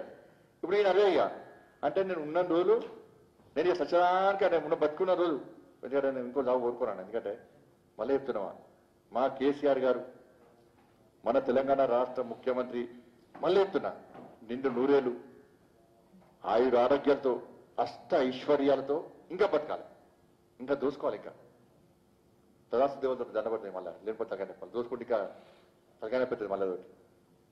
మళ్ళీ దోసుకుంటూ చదివితే నువ్వే అన్నావు కదా, అందుకే తదాసు దేవతలు ఆశీర్వదించడం మళ్ళీ పబ్లిక్ అనే అంటారు. అయితే ఈయన కూడా ఏమంటే ఏ బతికిన నాదే సామ్రాజ్యం, నేను చెప్పిందే రాజ్యాంగం, దేశంలో నేను రాజ్యాంగాన్ని అమలుపరుస్తా, నా రాజ్యాంగాన్ని ఈ తెలంగాణ రాష్ట్రంలో నా కుటుంబం రాజ్యాంగాన్ని అమలుపరుస్తుంది. నేను చెప్పిందే రాజ్యాంగం అంతే, ఎవడైనా ప్రశ్నిస్తే తీసి తొక్కుతా. చైనాలో అదే జరుగుతుంది కదా, ప్రశ్నిస్తే మొత్తం వాహనాలు ఎక్కి చంపుతారు. అంటే చైనా లెక్క ఇదే కమ్యూనిస్టుల పట్ల వచ్చి కలిసిపోయారు కదా పాపం, కమ్యూనిస్టులు కలిసిపోయారు. కాబట్టి ఈ మధ్య చైనా మీద బాగా ప్రేమ పుట్టింది నాకు.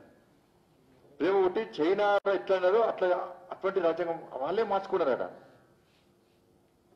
మార్చాల్సింది నిన్ను, తీసుకుని బంగాళాఖాతం కలపాల్సింది నిన్ను, తెలంగాణ చరిత్ర తెలియరాయాల్సింది మనం. అంటే ఈయన ఎంత అహంకారం చూడండి, ఎంత ప్లాన్, అంటే ఎంత మూర్ఖత్వం ఏది. అంటే బతుకున్న రోజులు నాదే సామ్రాజ్యం, ఇక నేనే పోటీ కానీ నేనే తోపు కానీ నన్ను ఎవ్వడేం బీకలేడని చెప్పి ఒక అహంకారపూరితంగా రాష్ట్ర ముఖ్యమంత్రి ఇలా రాజ్యాంగం విషయంలో ఏ విధంగా అడ్డగోలుగా ఇష్టం వచ్చినట్టు వాగుతుండో, ఎట్లా మొరుగుతుండో ఒక్కసారి తెలంగాణ సమాజం అర్థం చేసుకోవాలి. ఈయన కూడా శాశ్వతంగా ఏరానే ప్రయత్నం చేస్తాడు. ఏరనిద్దామా,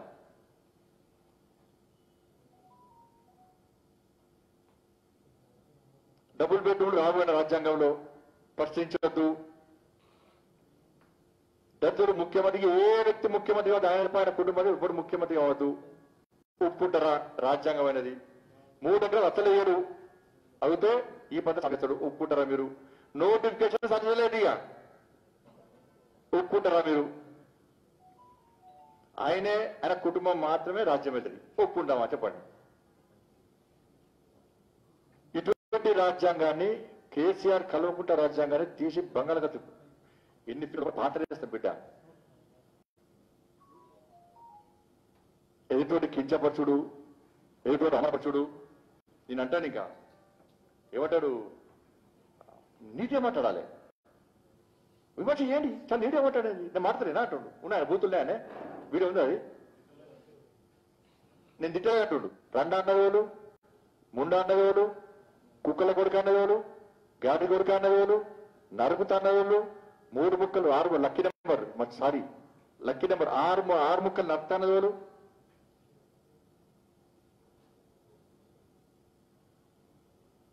కుక్కల కొడుకు అన్నవేలు, గాడి కొడుకు అన్నవేరు, ఇవన్నీ ఎవరన్నారు? వేరన్నా రూపం వచ్చి లోపల చేరిందా లోపటేదన్నా ఆ రూపకంగా మాట్లాడిస్తుడు ఆయన.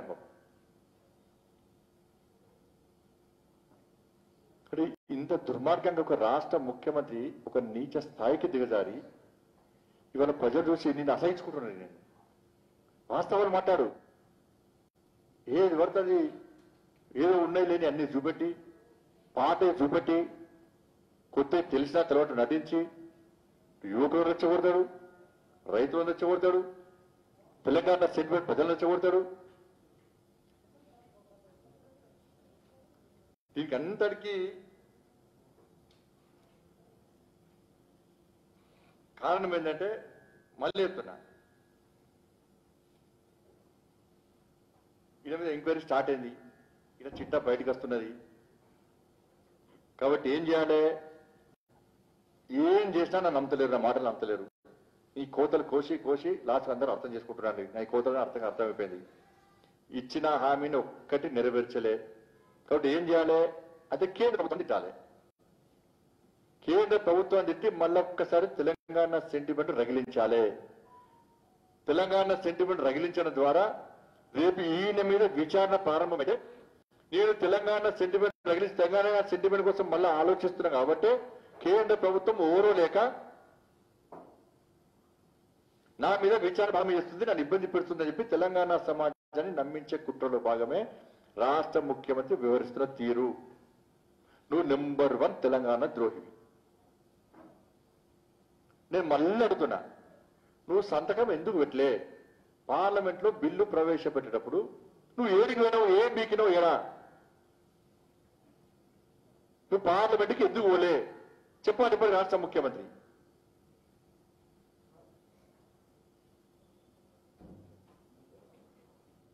అంటే నీలాంటి తెలంగాణ ద్రోహికి, దేశ ద్రోహికి భారతీయ జనతా పార్టీ మీద మాట్లాడే అర్హత నీకు లేదు. అన్ని మూసుకొని మంచిగా ఉంచుకో, రెస్ట్ తీసుకో మంచిగా. మన ఆర్టీకి తీసుకున్నారట ముఖ్యమంత్రి గత సంవత్సరము ఎన్ని రోజులు ఫామ్ హౌస్ లో ఉన్నారంటే 140 రోజులన్నా 140 రోజులు ఫామ్ హౌస్ లో ఉన్నాడు. ఆర్టీకి తీసుకున్నది లెక్క అది. 140 రోజులు ఇప్పుడు చూస్తే కామన్ గా ఆర్టీ ఏం పెడతామన్నా, మా నాయకుడు మా ముఖ్యమంత్రి ఎన్ని రోజులు బయట తిరిగి రెస్ట్ తీసుకున్నట్టు ఈయన 140 రోజులు ఫామ్ హౌస్ లో ఉన్నట్టు వచ్చింది అలాగే. అది కూడా లెక్క తప్పించినట్టున్నారు బాబు. ఆ పని అది కూడా తప్పించినట్టున్నారు. అది కూడా అంటే దాని సండేస్ తీసేసి రావచ్చు, సండేస్ హాలిడేస్ తీసేసి రావచ్చు అన్న. పండుగలు సండేస్ అన్ని చేస్తే అవి 50 రోజులు అయితే అంటే 200 రోజులు 100 రోజులు తిరిగిండే బయట. నాకు కూడా అనుకున్నాను. కాబట్టి ముఖ్యమంత్రి నీ స్థాయి దిగజారుకో. ఎదుటి వ్యక్తులను కించపరిచే విధంగా దయచేసి మాట్లాడకు. అవహేళన చేసే విధంగా మాట్లాడకు. అహంకారంతో మాట్లాడకు. డబ్బులుంటే తెలిసి మనిషి పెట్టుకో, కానీ పెట్టుకో. సింగపూర్ పెట్టుకుంటావా, లండన్లో పెట్టుకుంటావా, మస్కట్లో పెట్టుకుంటావా, దుబాయ్లో పెట్టుకుంటావా, మలేషియాలో పెట్టుకుంటావా, నీకు నచ్చిన నీ చైనాలో పెట్టుకుంటావా, మీ అన్నలున్న పాకిస్తాన్లో పెట్టుకుంటావా, మీ తమ్ముడున్న తాలిబాన్ దగ్గర పెట్టుకుంటావా, ఇక్కడ పాత బస్సులో పెట్టుకుంటావా? ఇక్కడ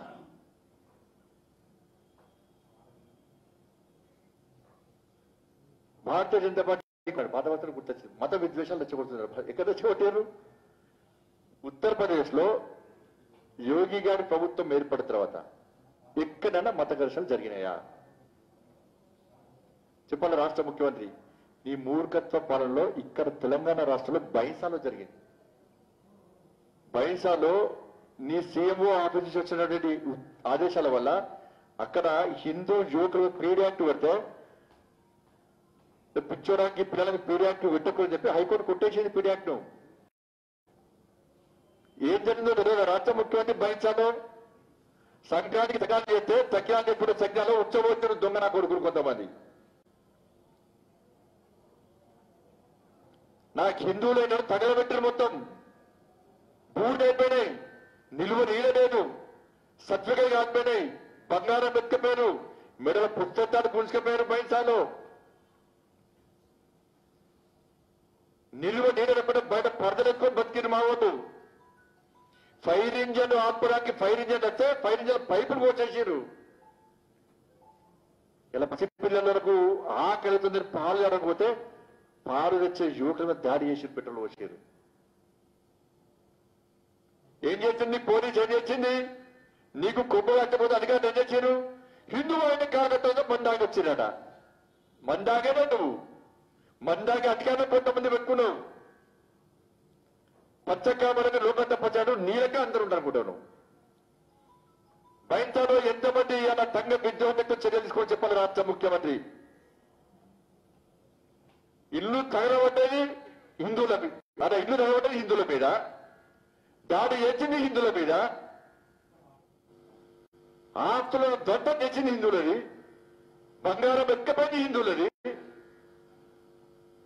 హత్యాయత్నం చేసింది హిందువులను, ఇలా పీడీ యాక్ట్ పెట్టింది హిందువుల మీద, థర్డ్ డిగ్రీ పెంచింది హిందువుల మీద. ఉన్నటి వరకు బెయిల్ రాకుండా హైకోర్టు ఇన్వాల్వ్ అయ్యారు కూడా బెయిల్ రాకుండా వచ్చింది హిందువుల మీద. నువ్వా? చెప్పాలి రాష్ట్ర ముఖ్యమంత్రి బయటసాలో ఏం జరిగిందో. రేపు బరాబర్ వేయడం పాత బస్తీకే వేయడం రాష్ట్ర ముఖ్య తెలుసుకో. నీకు వణుకుతున్నావు ఎంఏ పార్టీ అంటే వణుకుతున్నావు, గజగడ వణుకుతున్నావు. నీకు సమావేశం ఓవేసి పాత బస్తీకి పర్మిషన్ తీసుకొని చెప్పి అన్ని ముట్టుకొని ఇంట్లో కూర్చున్నావు. నీ కార్యకర్తలు, నీ టీఆర్ఎస్ పార్టీ కార్యకర్తలు పోటీ చేస్తే నువ్వు ఎన్నికల ప్రచారం చేయాలి. ఆలోచించాలి, టీఆర్ఎస్ పార్టీ కార్యకర్తలు ఆలోచించాలి. మీరు పోటీ చేస్తే రాలేదన్నా కేసీఆర్ సారు, మిమ్మల్ని గెలిపేయడం రాలేదన్నా కేసీఆర్ సార్, మీరు జెండబోచ్చారన్నా. ఎంఏ పార్టీ భయపడి రాలేదన్నా, మేము వచ్చినామన్నా ఇదే పాత బతికి వచ్చినామన్నా, చార్మినార్ గడ్డ దగ్గర భారత్ మాతకి జైని నినదించమన్నా, జై శ్రీరామని గర్జించమన్నా, చార్మినార్ మీద కాచార్యాన్ని రేపు రాయించమన్నా, సవాలు స్వీకరించమన్నా, తొడగొట్టి ముందుకు వచ్చామన్నా. ఇది భారతీయ జనతా పార్టీ కార్యకర్తల ధైర్యం అన్నా. మీ ముఖ్యమంత్రి నమ్మకండి, దేశద్రోహ వ్యాఖ్యలు చేస్తున్నాడు, దేశద్రోహ వ్యాఖ్యలు చేస్తున్నాడు రాష్ట్ర మీ ముఖ్యమంత్రి. ఈ ముఖ్యమంత్రి మీ నాయకుడు. దాన్ని సమర్థిస్తే రాబోయే రోజుల్లో మీరు కూడా అబాస్ పాలిత విషయాన్ని టీఆర్ఎస్ పార్టీ కార్యకర్తలు గుర్తుంచుకోవాలి. వద్దన్న మన రాజకీయాలు వద్దన్న, ఈ చిల్లర రాజకీయాలు వద్దన్న, దేశం కోసం పనిచేద్దామన్నా, ఎందుకంటే రాష్ట్రం కోసం పనిచేద్దామన్నా. కానీ ముఖ్యమంత్రి మాటలు నమ్మి మీరు మోసపోకుండా అన్నా. ద్రోహులకి ఇలా కనీసం ద్రోహులను పక్కన వేసుకున్నా మీలాంటి కార్యకర్తలకు ఎంతమందికి ఇచ్చిందన్నా? ఇవాళ ఉత్తరప్రదేశ్ లో ఎవరైతే మత విద్వేషాలు రగిలించే ప్రయత్నం చేస్తాడో వాళ్ళందరూ లోపడేస్తే బయటికి వస్తే చచ్చిపోతామని చెప్పి అలా బెయిల్ తీసుకుంటే చాలా మంది ఇప్పుడు కూడా బెయిల్ తీసుకోవడానికి కూడా జైలు నుంచి బయటికి రావడానికి కూడా భయపడుతుందంటే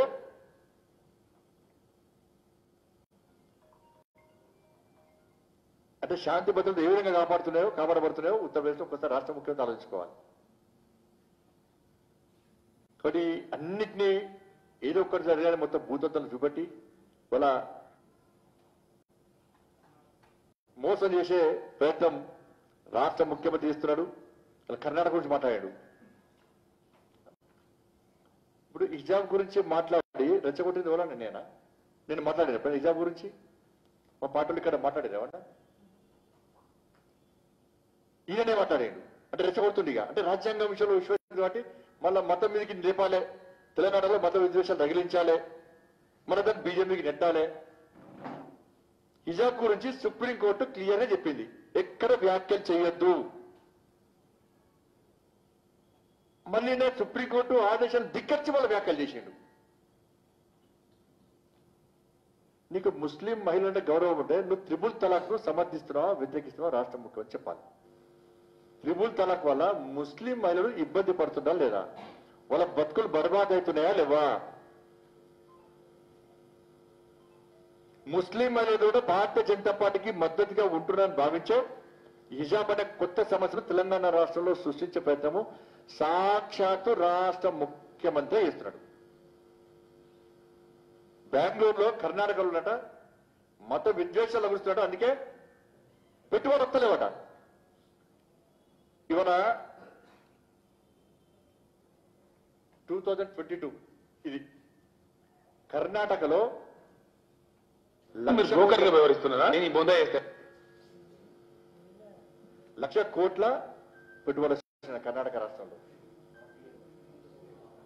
ఆపేయలేదు ఇవాళ ఎఫ్డిఐ. తెలంగాణలో కర్ణాటకలో ఎఫ్డిఐ ఏంటంటే హాఫ్ ఇయర్ లో 1,00,000 కోట్ల పెట్టుబడి వచ్చినాయి. ఇక మన రాష్ట్రం ఎక్కడుంది తెలుసా? ఎన్నో ప్లేస్ ఇది? 1, 2, 3, 4, 5, 6, 7,000 కోట్లే. నక్కకు నాగలగుతున్న ఫరకు ఉండేది. కర్ణాటకలో అంటే మత విద్యలో ఎడస్తాయి అంటున్నాడు. రే కర్ణాటకలో అన్ని వర్గాలను సమానంగా చూసేటువంటి ప్రభుత్వం ఉంది కాబట్టి అన్ని కంపెనీలు, పెద్ద పెద్ద సంస్థలు, విదేశీ పెట్టుబడులన్నీ కూడా కర్ణాటకకు వస్తున్నాయి. తెలంగాణ రాష్ట్రంలో ఎందుకు వస్తలు? కమిషన్ కావాలని, పర్సంటేజీలు కావాలనే.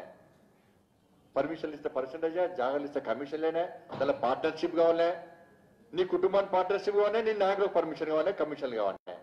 ఎందుకు వస్తాయి? మరి తప్ప ఇది రాష్ట్ర ముఖ్య చెప్పాలి, సమానం చెప్పాలి. ఇది 6వ ప్లేసు. 1 2 3 4 5 6వ ప్లేసు. Karnataka number 1 place. ఇలా గురించి మాట్లాడతాం, కర్ణాటక గురించి మాట్లాడతాం. కర్ణాటక తర్వాత మహారాష్ట్ర ఉంది, మహారాష్ట్ర తర్వాత ఢిల్లీ ఉంది, ఢిల్లీ తర్వాత గుజరాత్ ఉంది, గుజరాత్ తర్వాత తమిళనాడు ఉన్నది, తర్వాత నువ్వు ఉన్నావు, మన రాష్ట్రం ఉంది. ఇది కారణం వాళ్ళు ఎందుకు వస్తలేరు? ఇది కూడా అబద్ధం అదైతే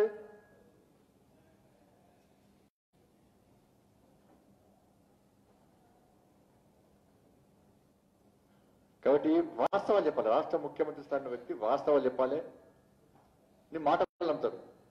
ఇప్పటికే నీ మాట వాడు నమ్మకుండా అయిపోయాడు. నేను చెప్తే మళ్ళీ చెల్లె రూపాయి అయిపోయాను నువ్వు. ఇప్పుడు అవుతాడు గుజరాత్ మన యూపీకి ఎందుకు వాళ్ళు ఎలక్షన్ చెప్పిన కదా, సపరేట్ హెలికాప్టర్ తీసుకుని పోయి ఎట్లా బీజేపీ గెలుస్తుంది.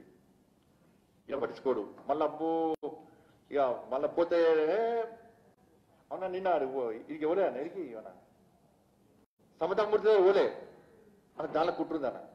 అంతకుముందేనే రామానుజాచార్య చరిత్ర ఎవరైనాయి. మన మోడీ గారు వచ్చి రామానుజ చరిత్ర మొత్తం చెప్పిండు. ఎందుకంటే పేద ధనిక తేడా లేకుండా, కులాలతో సంబంధం లేకుండా అన్ని వర్గాలను ధార్మికత వైపు, సనాతన ధర్మం వైపు తీసుకొచ్చే గొప్ప వ్యక్తి రామానుజుల వారు. అలాంటి ఒక గొప్ప వ్యక్తి ఒక మానవ రూపంలో ఉన్నటువంటి భగవంతుడు ఆయన. అటువంటి ఒక ఆ మహానుభావుని యొక్క విగ్రహాన్ని ఇలా చిన్నజీయ స్వామి వారు ఇలా ప్రతిష్ఠించారు. అందరు వచ్చారు. ఈయనక్కడ ఎవరో ముఖం లేదు. ఎందుకు అంటే ఇక పేదోళ్ళు కులాలకు అతీతంగా పేదోళ్ళని తీసుకొచ్చి తర్వాత ధర్మం వైపు వేస్తే నొప్పుకుంటాను. దానికి సమావేశాలు కదా, ఈక్వాలిటీకి వ్యతిరేకంగా దీని ఐక్యతను దెబ్బతీయాలి కదా. అందుకే రాక్షసానందం పొందాలి దాని ద్వారా. కాబట్టి అది పోలే కార్యక్రమం పోలే. అంతకుముందు రోజు వచ్చిండు 2 సార్లు వేయండు. మరి ఇప్పుడు ఎందుకు ముఖం తెలుస్తుంది అర్థం కాలే వారు. రాష్ట్రపతి గారు పోయి అది కూడా ఎందుకు వచ్చిందంటే రాష్ట్రపతి ఆయన కూడా ఒప్పుతుండే. మొన్న రాష్ట్రపతి గారి ప్రసంగాన్ని బహిష్కరించాడు. దేశంలో బహిష్కరించలే. అంటే రాష్ట్రపతి ఒక దళితుడు కాబట్టి వాళ్ళ టిఆర్ఎస్ పార్టీ ఒక రాష్ట్రపతి ఒక దళితుడు రాష్ట్రపతిని అవమానపరిచే విధంగా బహిష్కరించాలని చెప్పి మేము ఆరోపించాం. కాబట్టి మళ్ళీ ఎక్కడ కొంచెం మార్పులు వేసుకోవడానికి పోయి స్వాగతం పలికింది. లేకపోతే వెళ్ళి కూడా ఒప్పుతుండే కూడా ఒప్పుతుండే.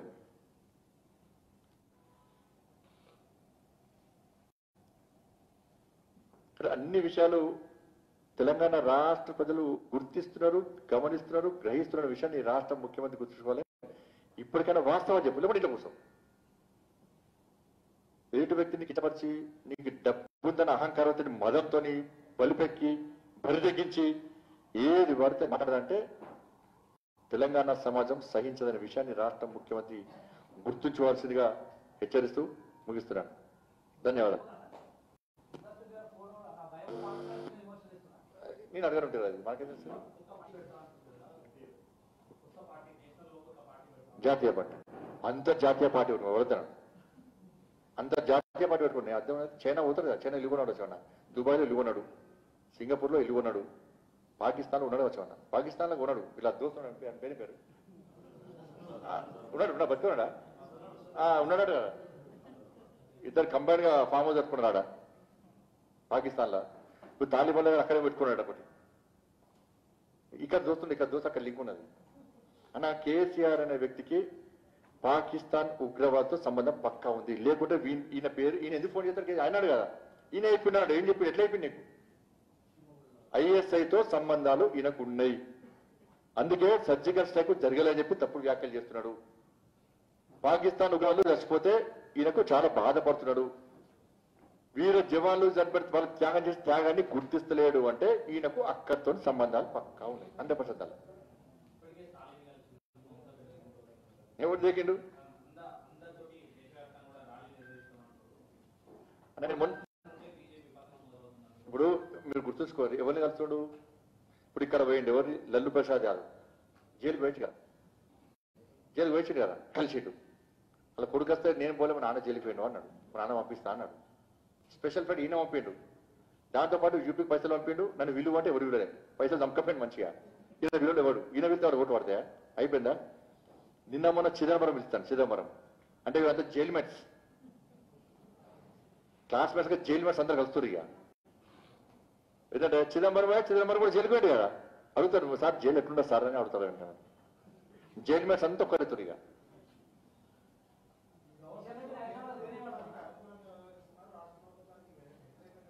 అంటే ఈయన చేసే అక్రమాలు, ఈయన చేసే దుర్మార్గాలు, ఈయన చేసే అక్రమాలు, ఈయన ఫామ్ హౌస్ లో వండుడు, ప్రగతి భవన్ లో వండుడు అన్ని కరెక్ట్ అంటే మంచివాడు గవర్నర్. అంతకుముందు గవర్నర్ ఫస్ట్ మంచిదనే కదా.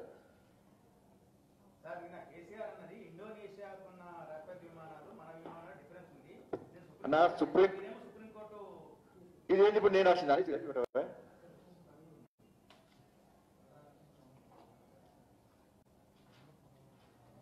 నేను రాసిన అనేది దీనిలో క్లియర్ ఉంది, దీనిలో క్లియర్ ఉంది కదా. సుప్రీంకోర్టు ఒక్కసారి ఇచ్చినాక దాని గురించి మాట్లాడు కోర్టు ఉల్లంఘన అవుతుంది, కోర్టు ధిక్కారం అవుతుంది.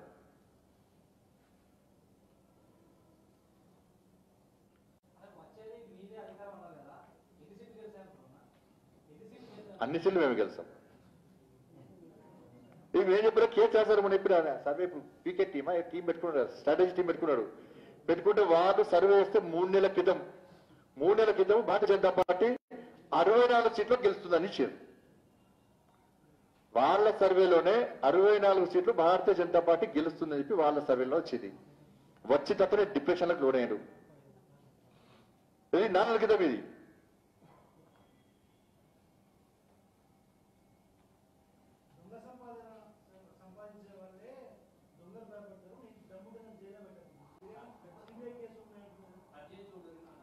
అది చేస్తాడు ఈయన పోటీ కాదు, పులి కదా ఈయన, పులి అని ఈయన అంటాడు. మళ్ళీ మేనేజర్ కట్టి రాయించుకుంటారు అంటాడు. ఆ పిల్లలు బాధపడుతున్నాడు, మా జాతకలు పోతారా 100% ఉంటుంది అని తెలిసే మారుతుంది కదా. నేను ఇంతమంది చెప్తాను కదా, మళ్ళీ ఇంతమంది చెప్తున్నాను అట్లా పోతారని తెలిసే అది స్టార్ట్ అయిందని తెలిసే మళ్ళీ తెలంగాణ సెంటర్ రగిలించే ప్రయత్నం చేస్తున్నారు. అది అమలు తెలియదు. అది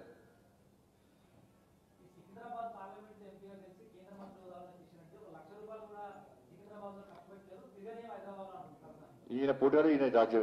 ఈయన ఏం చేసిండు? ఈయన డబ్బులు ఇచ్చిండా? కేంద్రం డబ్బులు ఇచ్చింది కదా. ఏం చేసిండు మరి ఈయన? ఎంతమందికి ఇచ్చిండు? హైదరాబాద్ అభివృద్ధి ఏం జరుగుతుంది? ఎవరి నిధులు జరుగుతుంది? ఉన్న సంక్షేమ పథకాలు ఇప్పుడు ఆయన చెప్పారు కదా 42% పెంచిందని చెప్పారు. మేము చెప్పలే, కిషన్ రెడ్డి చెప్పలే కదా, మేము చెప్పలే కదా, ఆయన చెప్పింది కదా.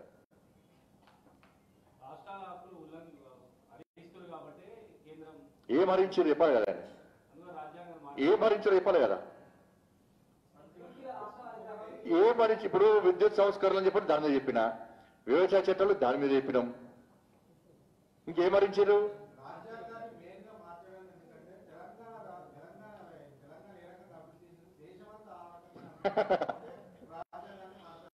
ఏం అభివృద్ధి చేసింది? వాళ్ళ కుటుంబం రాజ్యం వెళ్ళాలి. రైతుల ఆత్మహత్యల కోసం తెలంగాణ రాష్ట్రంలో రైతుల ఆత్మహత్యలు ఎక్కువైనా అంటే దేశం మొత్తం ఆత్మహత్యలు చేసుకునే విధంగా చేస్తారా? తెలంగాణలో ఉద్యోగాలు బాగా వస్తున్నాయి, నోటిఫికేషన్లు ఇస్తున్నారు, బాగా ఇస్తున్నారు. నిరుద్యోగ బిజినెస్ రాష్ట్రం దేశం మొత్తం ఇవ్వాలనా? ఇంటర్మీడియట్ దేశంలో ఎక్కడ విద్యార్థులు ఆత్మహత్యలు చేసుకోలే, తెలంగాణ రాష్ట్రంలో చేసుకుంటారా? దేశం మొత్తం చేసుకోవాలి కదా. ఉద్యోగంతో ఇబ్బంది పెట్టి 317 జీవోనాన్ని తీసుకొచ్చి వాళ్ళు రాసి రంపాన పెట్టేటువంటి జీవోలు దేశవ్యాప్తంగా తీసుకురావడానిక?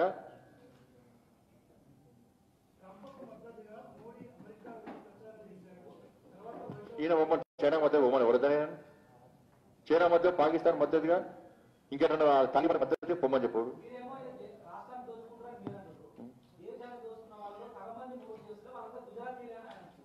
ఏ ప్రభుత్వం హయాంలో ఏంటది? ఈయన ఓడు నాకు తెలిసి వాళ్ళు పోయినట్టే పాస్పోర్ట్ పోయినాయి, ముఖ్యమంత్రి కాదు కదా, పాస్పోర్ట్ వీసా ఇప్పించింది ఈయన కావచ్చు. డౌట్ నాకే డౌట్ వస్తుంది. దీనికి దందా పనిచేయనట్టు పనిచేయలేదు. ఎందుకు దందా వాళ్ళందరికీ నాకు డౌట్ వచ్చింది. పాస్పోర్ట్లు ఇచ్చేది ఈయన, పాస్పోర్ట్ దందా ఇస్తున్నది ఈయన. నాకు తెలిసి దాన్ని విచారణ జరపాలి. నాకు ధన్యవాదం వస్తుంది. వాళ్ళకు పార్కులు అందరూ కూడా పాస్పోర్ట్ వీసా ఇచ్చింది ఈయనే కావచ్చు. ఫస్ట్ దాన్ని విచారణ జరపాలి. ఓకే.